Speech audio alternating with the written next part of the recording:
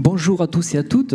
Je suis ravi d'animer cette table ronde sur la transition numérique et je suis accompagné de mes deux collègues de l'agence Erasmus, donc Maxime Dutin, Marie-Pierre Charlambeau, et nous sommes ravis d'accueillir deux témoins, donc Sarah Sidaoui de l'Université Côte d'Azur et Blandine Daguerre de l'Université Pau et Pays de l'Adour. Mais pour commencer, je vais laisser la parole à Marie-Pierre qui va nous rappeler donc cette priorité qui est la transition numérique, de nous donner un petit peu ses enjeux au niveau du programme. Bonjour à tous. Alors, la priorité numérique du programme Erasmus en quelques minutes. La première chose que l'on peut dire, c'est que ce n'est pas une priorité nouvelle. Elle est présente déjà depuis plusieurs programmations Erasmus+. En revanche, le contexte dans lequel elle s'inscrit, lui, est relativement nouveau, puisque c'est le contexte post-Covid, post-crise sanitaire, c'est-à-dire une période pendant laquelle le numérique a été une sorte de bouée de secours. Le numérique a permis la continuité pédagogique, a permis la continuité administrative, a permis dans une certaine mesure le maintien du lien social, et en même temps, c'est une période pendant laquelle a été mis en lumière un certain nombre d'enjeux autour du numérique, de besoins, de lacunes, parfois avec des sentiments de lassitude, de rejet, de fracture numérique. Donc c'est dans ce contexte-là qui est renouvelé que l'on reparle de la priorité numérique du programme Erasmus+. La première chose qui me semblait importante à évoquer, c'est ce qu'entend le programme Erasmus+ par priorité numérique. C'est tout ce qui relève ou tout ce qui est qui permet en fait qui incite et qui accompagne les établissements à tirer bénéfice de ce que peuvent apporter les nouvelles technologies pour améliorer l'apprentissage, pour améliorer l'enseignement, mais également pour faire évoluer la gestion et la gouvernance des établissements, et puis d'une manière plus générale, le pilotage du système éducatif. Donc c'est bien tout ce qui relève de l'accompagnement des pratiques, des acteurs et des organisations du secteur éducation et la formation dans ce mouvement un peu global de la société qu'est la transition numérique. Alors avec une précision quand même qui est notable, c'est que lorsque les textes européens parlent d'éducation numérique, ils ne font pas référence à ce qui serait un cursus ou ce qui serait une manière d'enseigner ou le recours à des outils ou des techniques parmi d'autres. Ils font référence à ce que doit être l'éducation ou à ce que doit être le système éducatif dans un monde numérique. Et du coup, ça pose la question de manière assez différente et ça permet de mettre en avant la question des compétences et de la culture numérique d'une population, ce qui est un enjeu majeur, et ce qui permet aussi de poser différemment la question de l'inclusion, par exemple. Qu'est-ce que ça veut dire l'inclusion dans un monde qui est devenu numérique? Et d'ailleurs, dans le programme Erasmus+, la priorité numérique est intrinsèquement liée à la priorité inclusion. Le deuxième élément que je voulais souligner, alors il peut paraître d'une extrême évidence et il va probablement être illustré lors de cette table ronde et de l'atelier de demain, parce que c'est une priorité, le numérique est un peu à tous les étages d'Erasmus+, c'est-à-dire que l'on peut mobiliser la dimension numérique sur des projets de mobilité, sur des projets de partenariat et sur les projets un peu plus structurants de l'action Clé 3. Et enfin, puisque vous êtes des acteurs de l'enseignement supérieur, vous savez aussi que le programme s'applique en quelque sorte à lui-même la priorité numérique à travers le processus dit Erasmus+ digital, qui est donc un processus de digitalisation de la mise en œuvre elle-même du programme Erasmus+.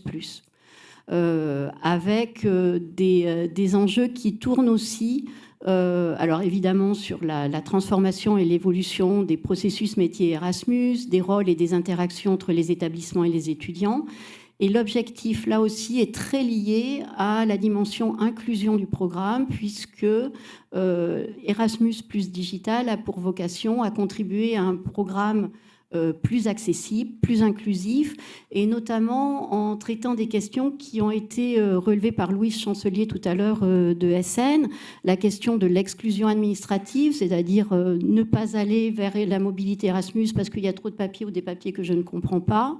Ça traite aussi de l'enjeu de la facilitation et de l'accélération du versement des bourses aux étudiants, et puis de tout le développement des services aux étudiants, par exemple sur le logement, la santé mentale, qui sont en fait autant de facteurs qui réassurent les étudiants avant la mobilité et des facteurs qui participent à la réussite de l'expérience de mobilité Erasmus et qui participent aussi de leur réussite académique. Voilà en conclusion ce que je voulais dire sur la priorité numérique. Si je peux la résumer en trois éléments à retenir. Nouveau contexte et éducation numérique, c'est la première chose. Rôle et accompagnement du secteur EFTLV dans la transition numérique de la société. Et une vision très inclusive du numérique dans Erasmus+, notamment à travers la digitalisation du programme. Merci Marie-Pierre pour cette introduction. Nous avons le plaisir d'accueillir 2 universités européennes qui ont accepté de venir témoigner et nous expliquer comment le programme Erasmus+ les a accompagnés dans leur transition numérique, mais également comment le numérique leur a permis d'accéder à de nouvelles actions du programme Erasmus+. Sarah, l'Université Côte d'Azur est partenaire de l'Université européenne Ulysseus avec 5 autres universités d'Espagne, d'Italie, d'Autriche, de Slovaquie et de Finlande, et plus de 90 partenaires. On compte des ONG, des associations d'étudiants ou des centres de recherche. Est-ce que vous pourriez nous rappeler les objectifs de cette alliance universitaire et ses ambitions sur le numérique? Oui, bien sûr. Alors, l'Université Côte d'Azur est depuis le 1er janvier 2020 une université expérimentale. Elle se substitue à la fois à l'Université Nice-Sophia Antipolis et à la communauté d'universités et d'établissements Université Côte d'Azur. C'est aussi une université intensive en recherche qui a obtenu en 2016 le prestigieux label Initiative d'excellence IDEX. Donc, elle compte aujourd'hui environ 32 000 étudiants, dont 20% d'étudiants internationaux et 17 acteurs académiques réunis. Donc, c'est en février 2021 qu'elle s'est associée à l'Alliance Ulysseus, une université européenne d'excellence à caractère international et innovant. Donc, nous retrouvons dans cette alliance 2 autres universités généralistes, comme l'Université de Séville en Espagne, de Gênes en Italie, une université technique, donc Touquet en Slovaquie, et 2 autres universités en sciences appliquées, Management Center Innsbruck en Autriche et Agaelia en Finlande. Donc ces 6 universités forment une alliance riche, diversifiée, mais aussi complémentaire, car elles souhaitent moderniser les établissements d'enseignement supérieur de recherche en développant des écosystèmes d'innovation durable et surtout digitaux. Alors, Ulysseus a pour mission de concevoir des pôles d'innovation capables de relever des défis en recherche et en développement dans 6 domaines. Ces pôles sont répartis dans les 6 universités partenaires de l'Alliance.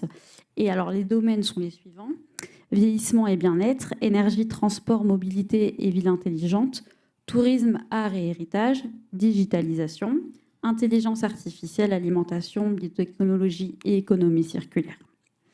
Alors, UCA est très impliquée dans l'ensemble des actions de l'Alliance et elle a surtout pour objectif la définition et l'implémentation de la plateforme digitale de ce campus virtuel numérique. Donc concrètement, cette plateforme, ça sera un guichet unique pour l'accès aux installations scientifiques, aux services de recherche et d'innovation, de courtage, d'accompagnement de carrière aux enseignants virtuels et à la mobilité. Alors, je me tourne vers l'Université de Pau et des Pays de l'Adour. Vous aussi, vous êtes partenaire d'une université européenne qui s'appelle UNITA. Donc, cette alliance réunit 6 universités dans 5 pays européens. Et en fait, Blandine, est-ce que vous pourriez nous expliquer déjà ce qui vous a réunis et également quels sont les axes thématiques de cette université européenne? Oui, bien sûr. Donc, avant de répondre à vos questions, je vais rappeler la composition d'UNITA.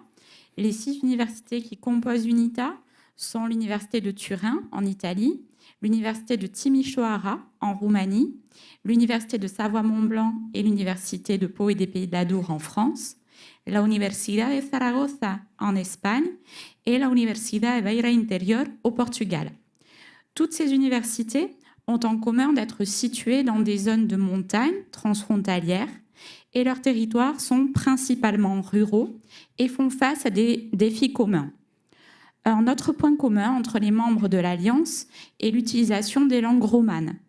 En ce sens, il convient de signaler l'importance du concept d'intercompréhension qui est au cœur de nos réflexions, car même si pour l'heure nous communiquons essentiellement en anglais, l'idée à terme est de développer l'intercompréhension, qui est l'aptitude que vont développer des locuteurs qui utilisent une même langue, et utilisant des langues ayant une racine commune. Alors, dans le cas d'UNITA, ce sont des langues romanes, et c'est une aptitude à se comprendre en parlant leur propre langue. Donc concrètement, les Roumains parlent roumain, les Espagnols parlent espagnol, et ainsi de suite. Plus récemment, 4 universités ont rejoint l'Alliance avec le statut de partenaire associé. La Universidad Pública de Navarra en Espagne, ou Instituto Politécnico da Guarda au Portugal, l'Université de Brescia en Italie et l'Université de Brașov en Roumanie.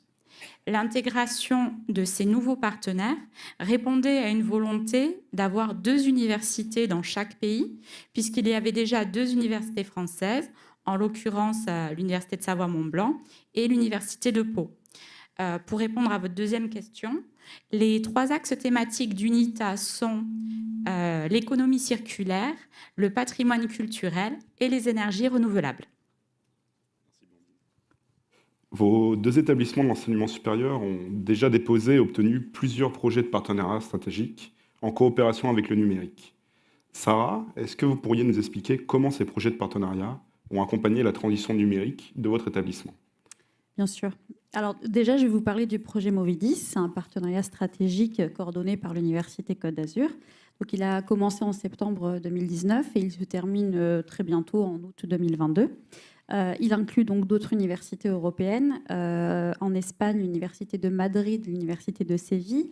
En Italie, l'Université de Gênes de Turin. Et en Allemagne, la Fachhochschule des Mittelstands. Alors, c'est un projet en fait qui a pour objectif de développer la mobilité virtuelle à des étudiants sans qu'ils aient besoin de se déplacer. Donc, c'est un projet pilote de base qui était destiné à des étudiants en économie en 3e année de licence.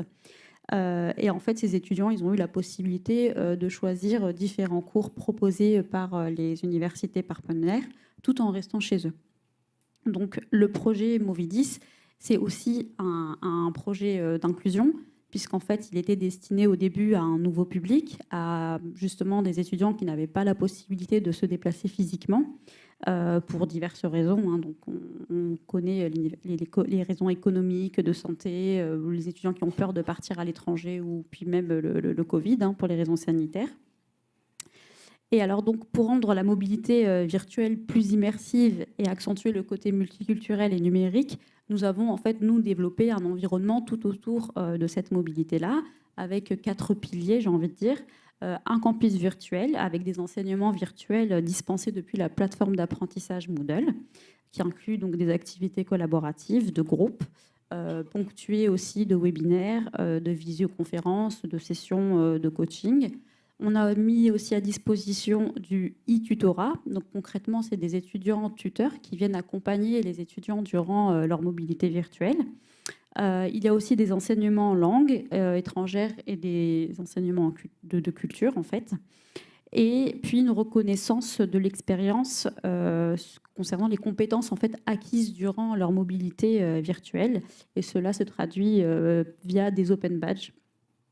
Donc, alors, pour le plus grand bonheur de tous, j'ai envie de dire, le programme Erasmus+ a tenu compte du contexte sanitaire actuel et s'est adapté.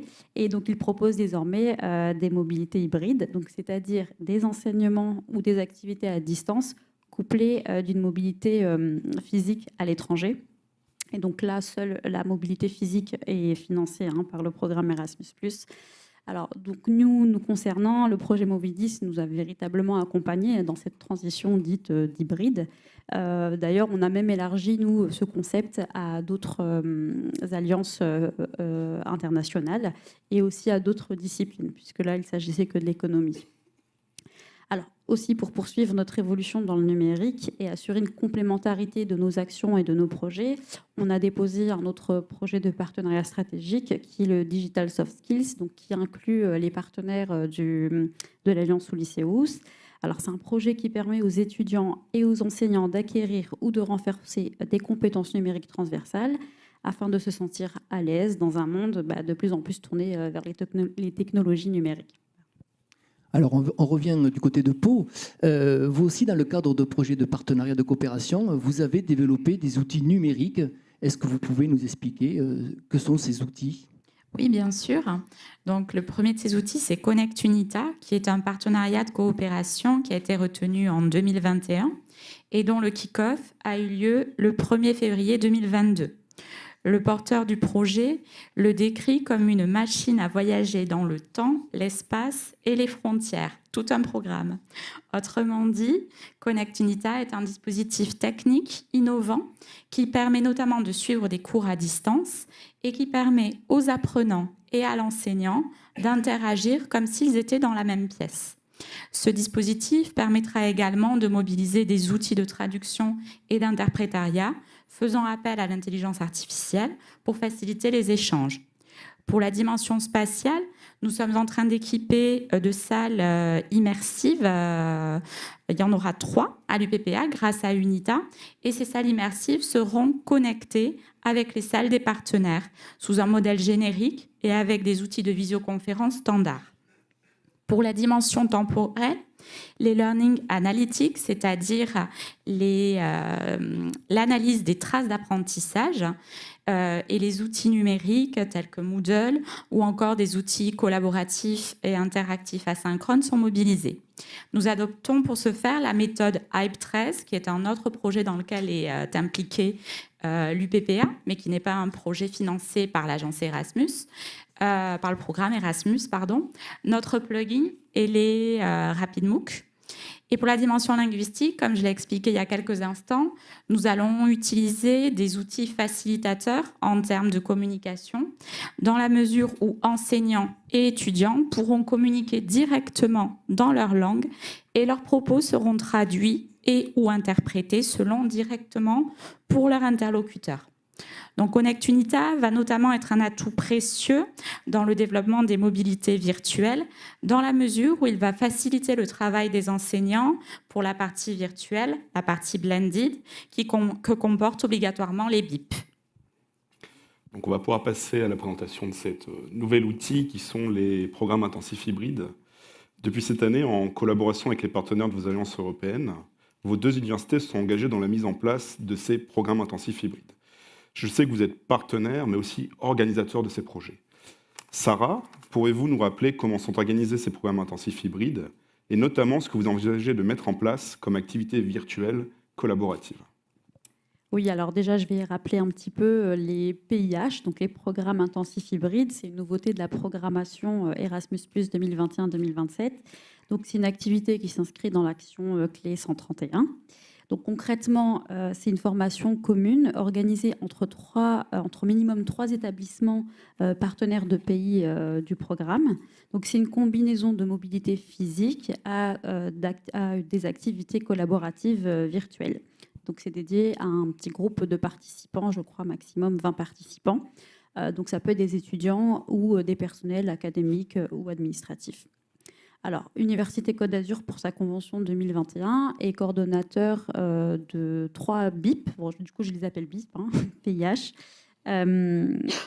Et donc, pour ces 3-là, on envisage un BIP, du coup, pour les étudiants, donc dans le domaine de l'entrepreneuriat. Ça impliquera les partenaires de notre alliance au lycéus. Les 2 autres seront dédiés au personnel, donc administratif ou académique, dans la gestion et le montage de projets européens, puisque c'est une demande qu'on a eue.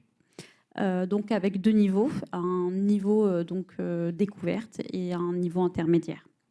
Donc pour la partie virtuelle, nous allons proposer des modules de formation en ligne sur la plateforme d'apprentissage Moodle, ponctués là aussi de meetings, de visioconférences, de sessions questions-réponses avec les enseignants.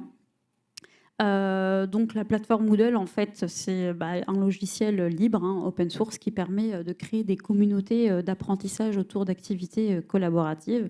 Donc vous l'aurez compris, la plateforme, elle est assez adaptée, on va dire, au BIP. Donc je peux vous citer trois activités que nous, on utilise. Alors il y a le wiki. Donc là, en fait, le groupe d'apprenants peut créer du contenu, une production ou un document ensemble. Il y a l'activité atelier, donc ça permet la correction et la vérification des travaux des élèves par le groupe ou par des pairs. Et puis l'activité base de données qui permet de créer des fiches techniques, des mémos, qui permet en fait au groupe de réviser sur différentes thématiques. Alors Université Côte d'Azur, en tant que partenaire, a déjà participé à un BIP. Donc c'était pour des étudiants, là aussi dans le domaine de l'entrepreneuriat. C'est l'université Agaila en Finlande, donc un partenaire Ulysseus qui l'a organisé avec un autre partenaire, donc MCI en Autriche. Donc de janvier à mars, la partie virtuelle a eu lieu. Donc c'était des modules en ligne là aussi avec des événements, des ateliers de formation et des programmes d'accompagnement disponibles. Et en juin, donc 2022, je précise, c'était donc la partie physique. La mobilité physique a eu lieu à Gaïlia en Finlande pendant une semaine. Et donc là, il était possible pour les apprenants de travailler en groupe et de rencontrer aussi les différents intervenants. Donc du côté de Pau, vous êtes aussi très actif dans les mobilités hybrides et notamment les programmes intensifs hybrides. Donc souvent les questions qui reviennent, c'est quelles sont les activités virtuelles qui peuvent être faites dans le cadre de ces actions. Alors est-ce que vous pouvez compléter en nous expliquant ce que vous faites durant cette partie virtuelle ? Oui, évidemment. Donc je vais revenir sur quelques dispositifs qui ont été mis en place dans le cadre de 2 BIP où l'UPPA a été porteur. Pour le BIP sur les auteurs plurilingues, a été élaboré un COIL, donc un cours co-construit en amont, et les étudiants ont suivi à distance des séances dispensées alternativement par les 3 enseignants qui avaient co-construit le cours. De plus, les étudiants ont également assisté à des séances en visio avec des auteurs canadiennes pendant la partie physique. Dans le cadre du BIP hydrogène qui s'est tenu récemment, le kick-off meeting faisait partie de la partie virtuelle du BIP, de même que les travaux de groupes collaboratifs sur des sujets précis qui se sont organisés en amont pour soutenir les projets lors du présentiel, évidemment. Et en aval du BIP, un business game a été mené sur 2 journées. Pour ces BIP, des partenaires UNITA ont été mobilisés, mais pas uniquement. Quoi qu'il en soit, il va sans dire que l'appartenance à une alliance facilite grandement l'élaboration des BIP, car les contacts existent au préalable. En ce sens, UNITA nous a indéniablement permis de développer cette nouvelle action avec quelques facilités. Alors, juste un autre exemple, je sais que vous travaillez sur l'internationalisation des parcours préparatoires au professorat des écoles, on en a parlé tout à l'heure en introduction, et là vous allez donc proposer un programme intensif hybride pour former les enseignants à l'utilisation de cette action Erasmus, c'est ça, hein ? Exactement. Alors c'est ce qu'on appelle le BIP for BIP, on a trouvé que ça sonnait bien. Et c'est dans le cadre du processus d'internationalisation de la formation PPPE que va être organisé ce projet. Et il vise à permettre la mobilité de cohortes dans la formation PPPE, puisque cette nouvelle formation prévoit une mobilité obligatoire de 4 semaines pour 70 étudiants. L'idée, en fait, c'est d'organiser un BIP pour accompagner à l'internationalisation de la formation. Et le modèle qui va être développé comme pilote à travers le PPPE a vocation à être déployé dans d'autres formations qui seraient également désireuses de se lancer dans un processus d'internationalisation.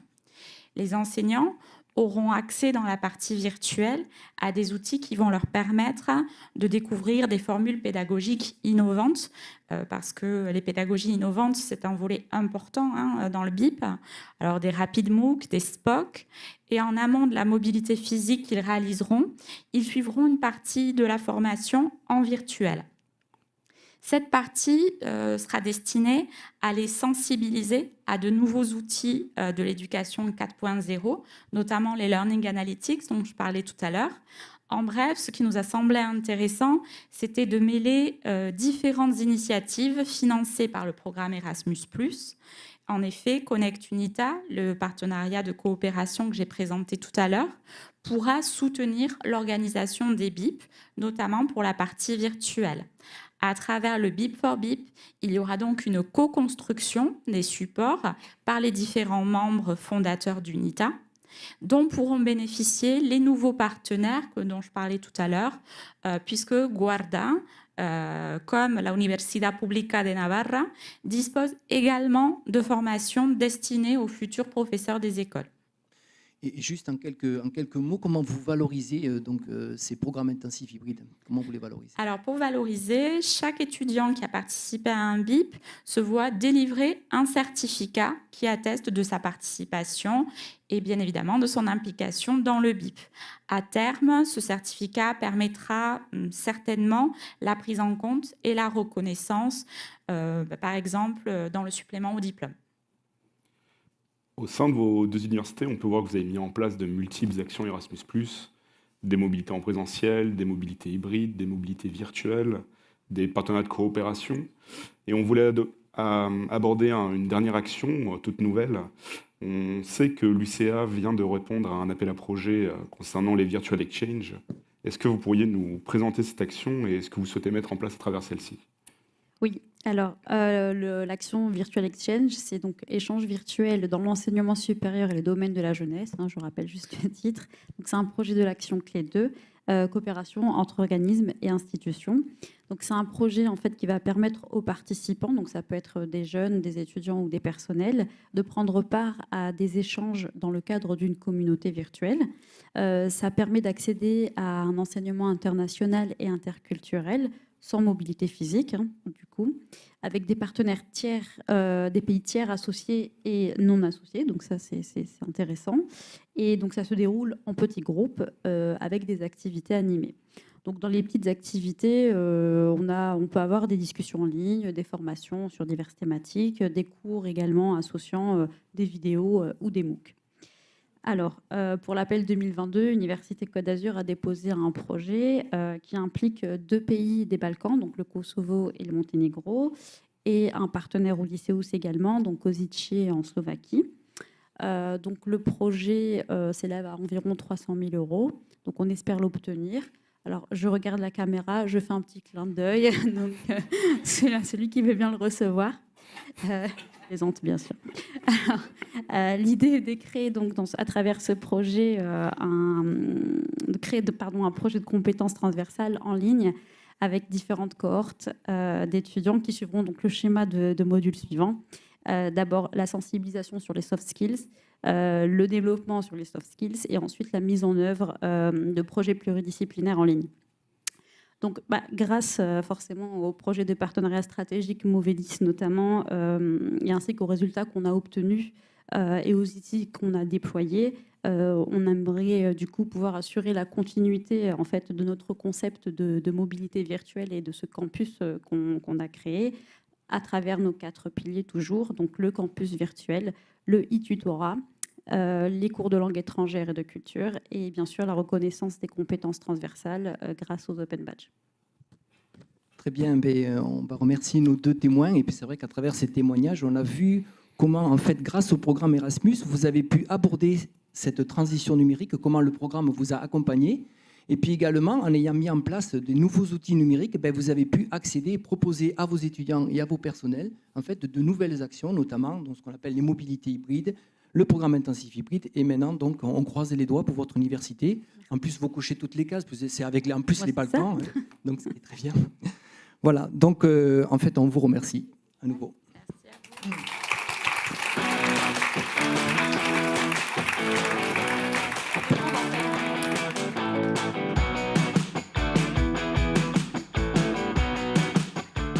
Merci beaucoup à nos intervenants sur cette table ronde de transition numérique. Beaucoup d'actions ont été citées. Vous voyez la diversité des possibilités dans Erasmus. Et donc, pour la dernière table ronde de cette journée, et pas des moindres, il s'agit de la table ronde concernant l'éducation et l'engagement citoyen. Comment l'intégrer à nouveau dans vos établissements, comment en faire une valeur forte au vu des actualités sur notre territoire à travers le monde. Et je demande aux intervenants, à l'animatrice de cette table ronde de nous rejoindre sur scène.